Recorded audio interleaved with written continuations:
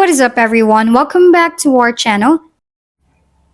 This tutorial will guide you through the process of using PayPal on StockX, a popular online marketplace for buying and selling sneakers and streetwear.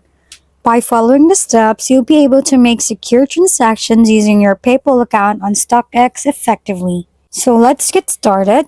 First, open any web browser that's available on your device. All you need to have is a browser. For me, I use Brave browser.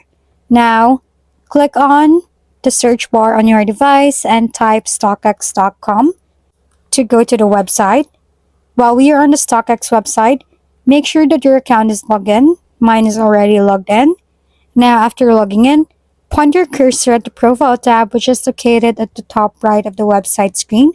Beside the Notification tab, a menu will appear. Just click the Wallet tab below the Portfolio tab. While we are in the Wallet tab, click the Edit button in the Buying Info section. From here, there is a PayPal option for payment methods. Just finish the credential for PayPal so that you can buy an item using PayPal. And there you are, now successfully use PayPal to make a purchase on StockX. Always ensure that your payment details are up to date and double check your order before finalizing the payment.